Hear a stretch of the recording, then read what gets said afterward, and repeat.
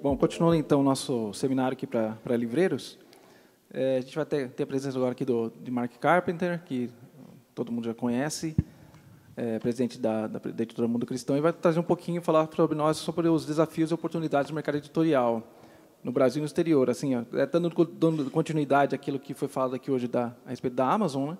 Então, acredito que vai dar uma perspectiva também da parte editorial, para como que nós devemos agir a partir de agora no mercado. Então, Mark, está com a palavra. Obrigado.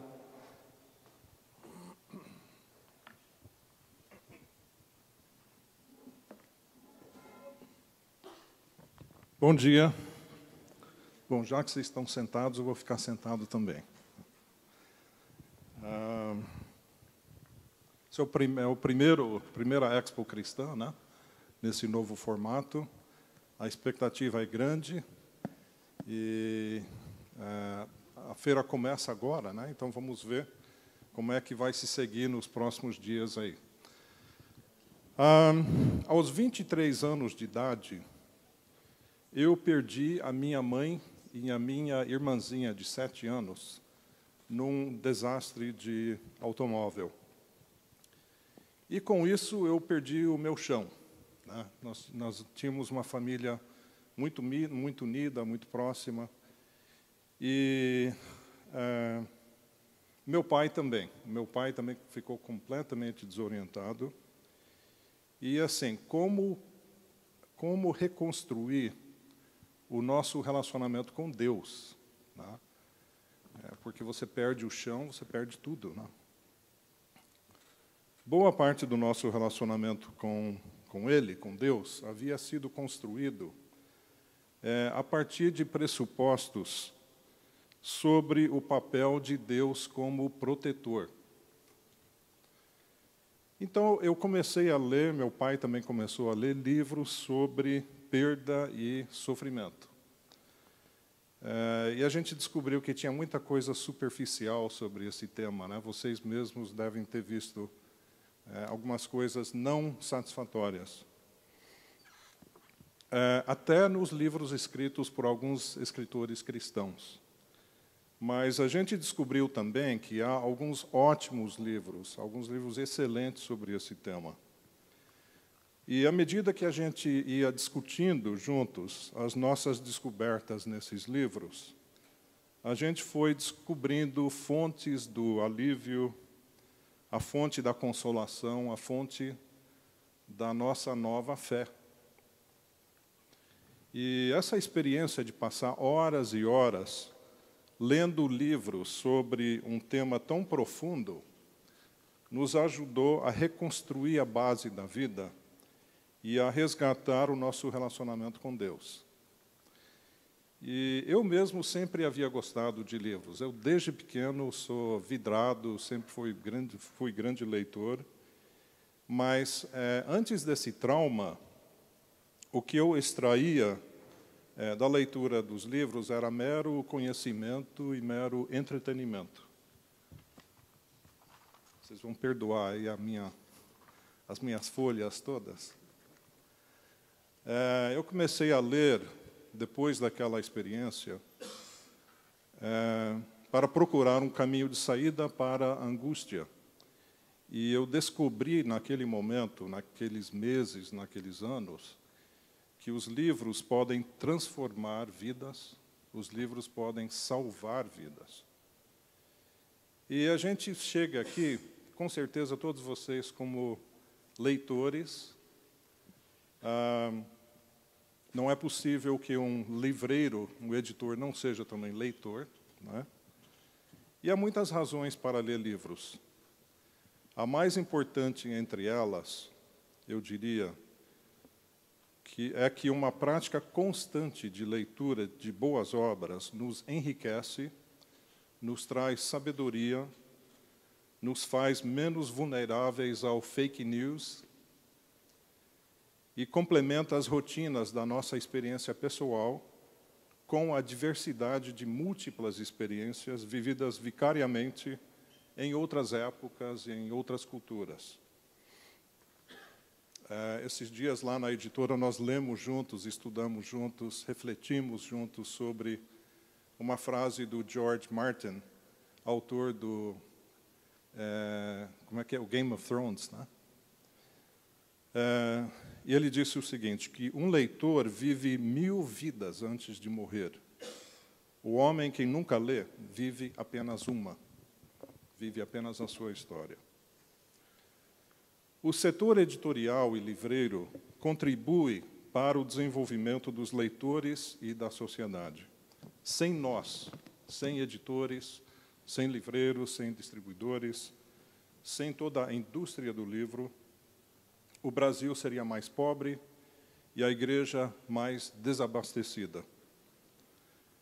A demanda pelo livro sempre sofreu abalos devido a distrações que lhe roubavam espaço e tempo, isso desde a época do Gutenberg. Mas nunca houve tantas distrações como hoje, não é? Para quem escreve, para quem lê, para quem trabalha no universo do livro, há, em 2018, novos desafios, novas oportunidades. Eu conversei um pouco com um casal que está começando uma nova livraria hoje. Tá? Que beleza isso, né? Uma nova esperança, uma nova tomada de posição diante daquilo que sabem sobre o valor do livro. Como editores e livreiros, a gente chega para um evento como esse, né? Nós temos aqui no Brasil a ZEC, que é dos editores, e a ANLI, que é das livrarias. Mas hoje a gente chega aqui juntos, não é? E a gente partilha, de fato, e vivemos essa realidade em conjunto. Precisamos cada vez mais procurar e compreender os dilemas de cada parte. Os desafios uns dos outros nesse nosso trabalho. Nossa relação é simbiótica.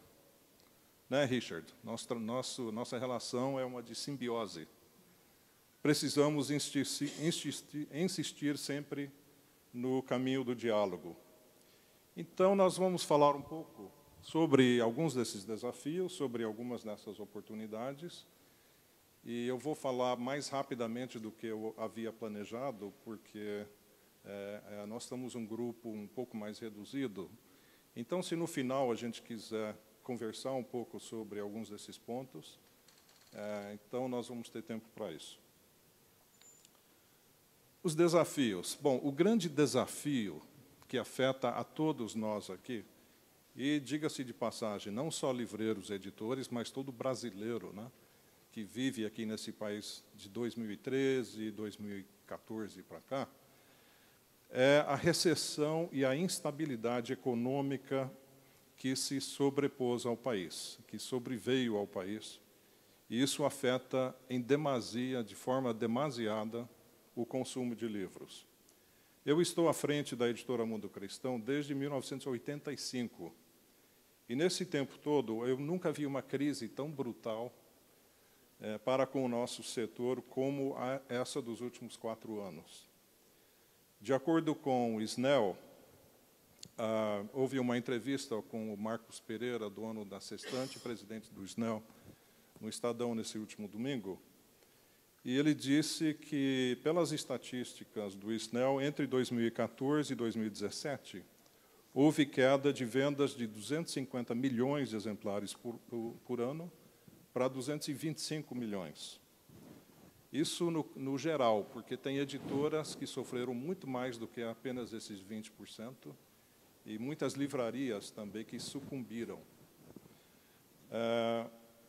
Olhado de outra forma, nós podemos também constatar que cerca de 50 mil pessoas no nosso setor foram demitidas nesse período, incluindo, é claro, aí também o pessoal das gráficas. Então, como resultado, houve o quê? Fechamento de editoras e livrarias, fusões entre empresas, declínio em investimentos em quantidades de livros produzidos. Então, lá na editora, por exemplo, nós tivemos que readequar metas de produção, metas de vendas, nesse período todo. Nós tivemos que é cortar uma série de custos, e a gente fez isso rapidamente. No início, quando a gente percebeu o tamanho da crise que viria, a gente foi rápido, graças a Deus, porque os que não foram rápidos sofreram muito mais posteriormente. Houve necessidade de cortar despesas, equilibrar as contas, houve o crescimento assustador da inadimplência, mas há também, eu diria que além dessa recessão, além disso tudo que acometeu o país e todos os setores, da indústria, do comércio, etc., há a necessidade de examinar os paradigmas que nortearam o nosso setor no passado, para reimaginar o futuro.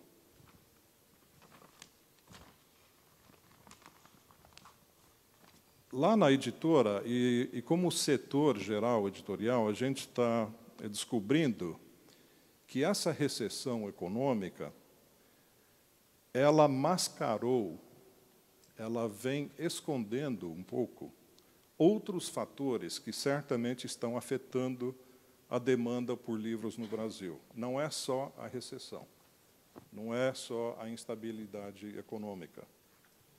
E a gente vai descobrir que uma retomada na economia não significará necessariamente uma recuperação automática do nosso setor. Os hábitos de leitura estão mudando. Esse é o segundo grande desafio. Os hábitos de leitura estão mudando. A tendência é que os leitores, de forma geral, estão lendo menos textos maiores e mais textos pequenos de rápida e fácil assimilação. Menos livros e mais artigos pequenos em sites de notícias, sites de variedades. E hoje eu percebo que há a necessidade de adaptar a própria cara do livro, né, o jeitão do livro, para leitores acostumados com leitura de textos menores. Por exemplo, a gente acabou de lançar um livro novo do Carlos Bezerra Júnior, e é um livro sobre política, um livro sobre a intersecção entre fé e cidadania, um livro sério para leitores sérios. Mas, mesmo nesse livro, a gente preencheu esse livro de pequenos olhos. Um olho é assim aquela frase destacada no meio da página, né? Que normalmente repete alguma coisa que está no texto corrido, para dar um destaque àquela verdade, àquele insight. Então, o livro está recheado desses olhos, desses artifícios gráficos, para que quem é acostumado a leituras menores consiga também aproveitar essa leitura. E há necessidade constante, a gente descobre, para enfatizar benefícios da leitura de longa distância, essa leitura de livros de mais de 100, 150 páginas. E outro exemplo que eu trago da Mundo Cristão, que nós estamos trabalhando muito, o nosso departamento de comunicação, para estar junto aos influenciadores jovens que podem estimular a leitura de livros.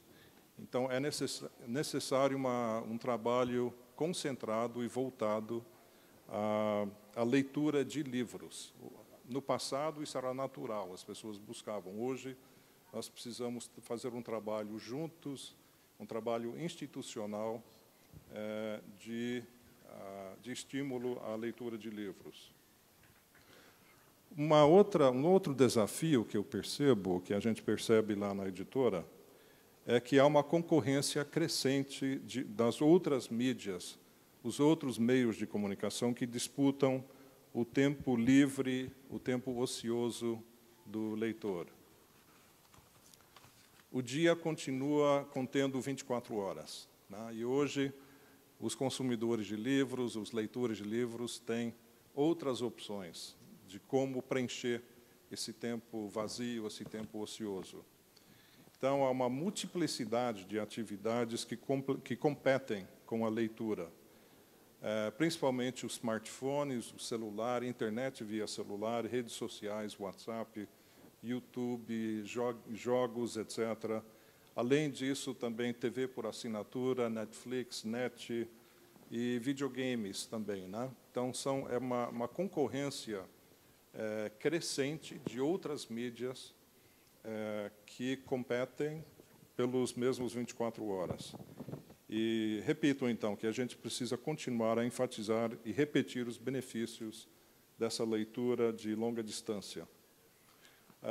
E também eu acho que, proativamente, buscar caminhos de intersecção entre essas mídias e o próprio livro. É interessante que, durante o ano de 2017, a maior parte dos livros lançados, dos filmes lançados em Hollywood foram baseados em livros.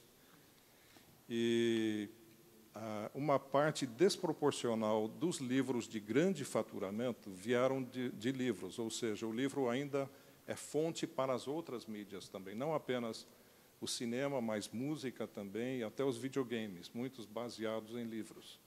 Então, há esses caminhos, há essa troca entre o nosso setor e setores outros de entretenimento.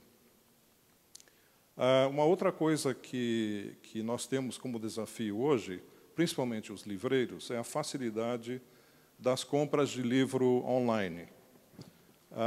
Hoje mesmo, a minha esposa comentou sobre um livro que ela queria muito ler, um livro americano, e eu entrei na Amazon naquele momento, descobri que a Amazon tinha um exemplar desse livro aqui no estoque em São Paulo. Então, ela vai receber amanhã esse livro, né? É impressionante o que a Amazon é capaz de fazer isso, e é cada vez mais complicado a gente competir, a gente como livraria física, competir com isso, né? Porque hoje não há mais necessidade do cliente ir fisicamente à livraria para adquirir livros. O Brasil está se dando conta disso. Vocês acabaram de ter um bate-papo com o Rafael da Amazon, né? Que representa desafio, mas também oportunidade. É crítico a maneira de encararmos isso. Os descontos altos das livrarias online podem criar uma concorrência desconfortável para a gente. Hoje de manhã, alguém postou no Facebook que a Amazon está vendendo a nossa nova Bíblia de Estudo NVT por R$ 122. R$ 144, aí você entra com cupom, ganha mais um desconto, você compra por 122. É difícil, frete grátis. Então, isso é difícil competir, né? Então, diante dessa realidade, que é boa para o nosso consumidor, como é que a gente compete? Quais são as outras coisas que nós podemos oferecer? Um desafio, então, demonstrar a atratividade dos serviços e da experiência de visita à livraria. Já que hoje a livraria não pode se dar ao luxo de apenas abrir as portas, colocar o produto nas prateleiras, esperar no balcão que o consumidor chegue, então, quais outras coisas nós podemos fazer, nós como livrarias? Como é que nós podemos criar espaços de convivência? Como é que nós podemos imaginar eventos, tardes de autógrafos, palestras, grupos de clubes de livros? Como é que a gente pode transformar as nossas livrarias em pontos de encontro de pessoas que leem livros? Como é que nós podemos inovar na fidelização de clientes da nossa loja? Hoje existe a necessidade de ampliar o campo de ação da livraria, desenvolvendo também relacionamentos com igrejas locais, para que a livraria seja uma fonte de literatura dentro das igrejas e não de uma forma isolada e separada. Desenvolvendo, então, relacionamentos com igrejas, com ministérios locais, com movimentos, levando livros até eles, ao invés de esperar os clientes na livraria.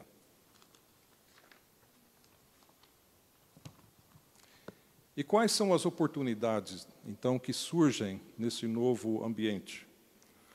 Eu diria que o surgimento de canais de comunicação sobre livros representa uma grande oportunidade para cada um de nós.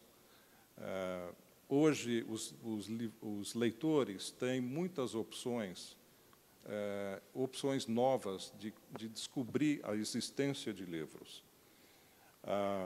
Há esses canais online de marketing digital, nas redes sociais, e-mail marketing, eventos, parcerias com outros canais comerciais, sites de leitura e clubes virtuais, clubes de leitura virtuais. Então, há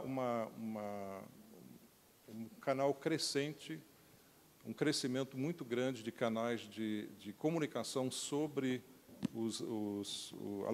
a existência dos novos livros. Há também mais canais de distribuição. Está havendo um fluxo de abertura e fechamento dos pontos físicos de venda. Então, a gente vê algumas redes de livrarias no país fechando alguns pontos, mas abrindo outras. A gente vê a abertura e fortalecimento de lojas online, da Amazon, como a gente já citou, mas também da Saraiva, Submarino, e uma série de outras também. Há uma receptividade maior das livrarias gerais para com a literatura religiosa. Há 10 anos atrás, era muito difícil a gente chegar com lançamentos às grandes redes de literatura de distribuição gerais, como Saraiva, Cultura, na época Siciliano e muitas outras, e fazer vendas expressivas. Hoje, cerca de 50% das vendas da nossa editora são para esses canais. Ou seja, há leitores lá fora também. Mas eu acredito que a circulação de livros de forma geral gera o tipo de demanda que acaba nos beneficiando nas nossas livrarias também. Há também várias editoras que estão começando a vender diretamente dos seus sites, né, o e-commerce direto das editoras. E parcerias com pontos comerciais físicos, como lojas americanas, até lojas de roupa, floriculturas. Tem várias que estão também começando a vender livros dentro dos seus espaços.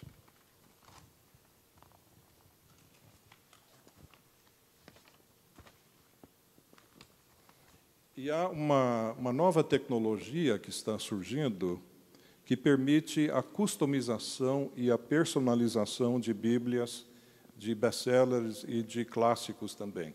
É uma experiência nova, por exemplo, que nós estamos tendo lá na editora Mundo Cristão, com o projeto Sua NVT, que é voltada à pessoa física, basicamente. Então, a pessoa entra no site, escolhe a capa que quer e recebe, dentro de alguns dias, uma Bíblia completamente personalizada. Assim, isso não compõe nem substitui os fluxos naturais do comércio de Bíblias, mas a gente percebe que há um grupo pequeno, um grupo de pessoas que valoriza cada vez mais essa customização, essa personalização.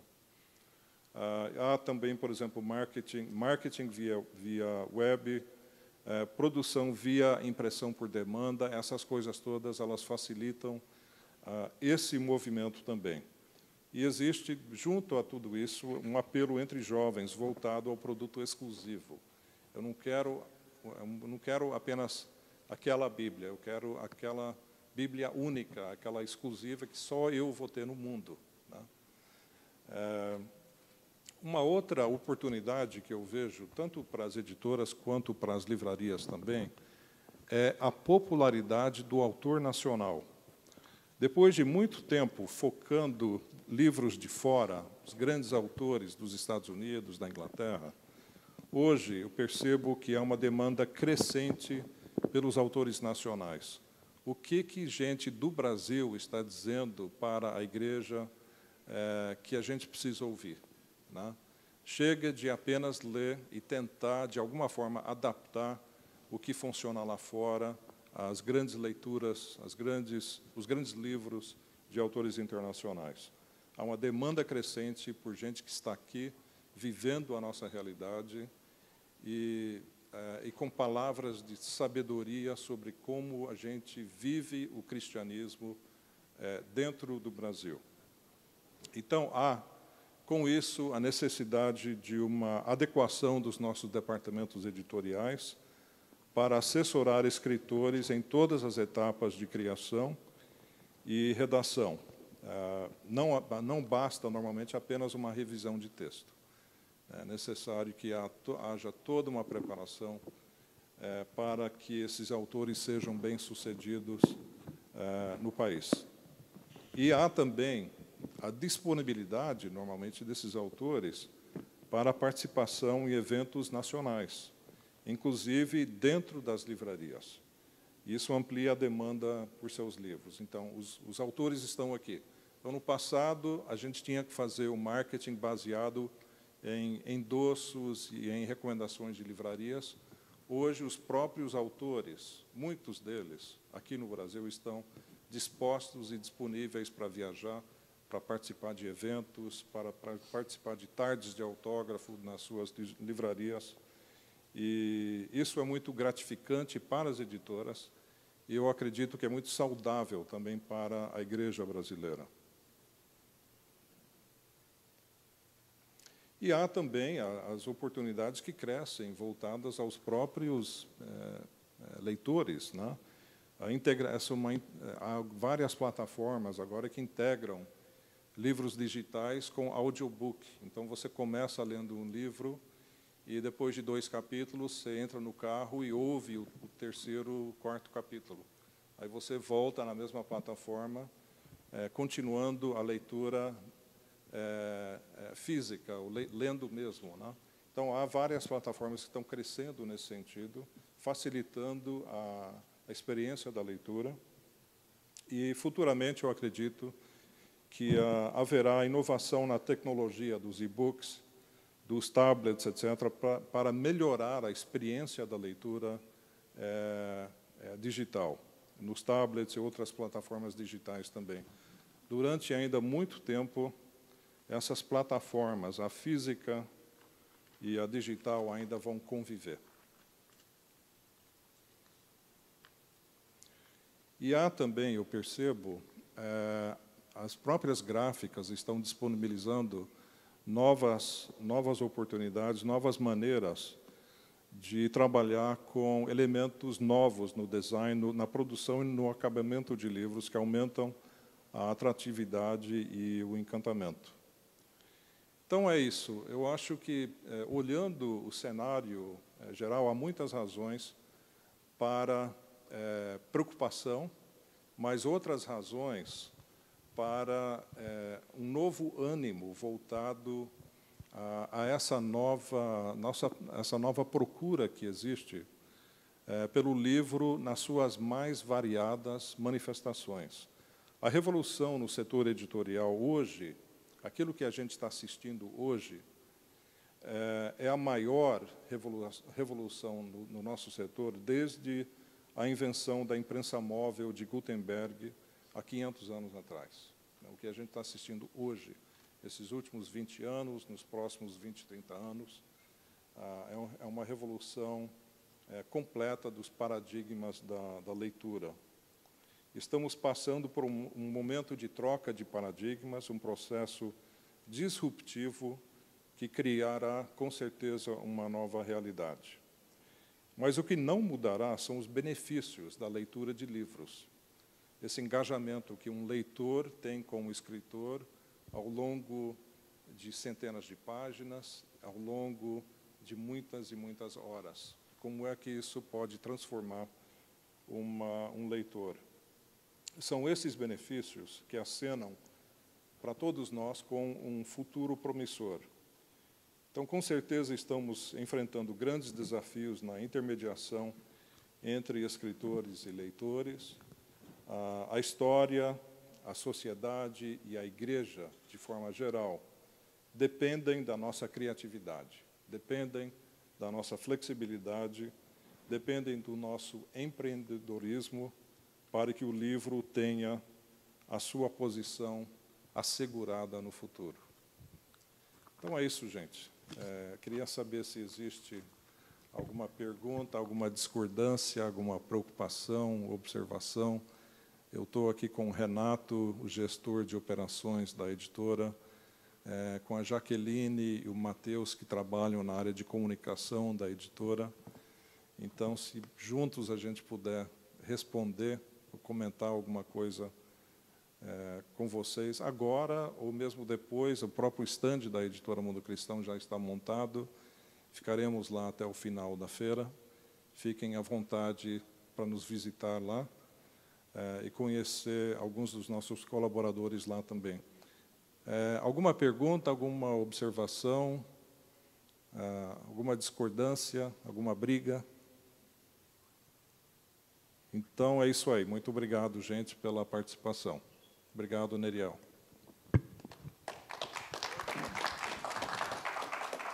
Obrigado, Mark, pelo enriquecimento, ainda mais um pouco nessa manhã conosco aqui. Bom, quero convidar vocês todos a estarem conosco à tarde também, e também os conhecidos de vocês aí, convidarem para estar conosco as palestras que vão acontecer agora à tarde. E aproveitem a feira, né? Abre no meio-dia e... a meio-dia. Então, já está abrindo. Aproveitem a feira. Bom dia para vocês aí.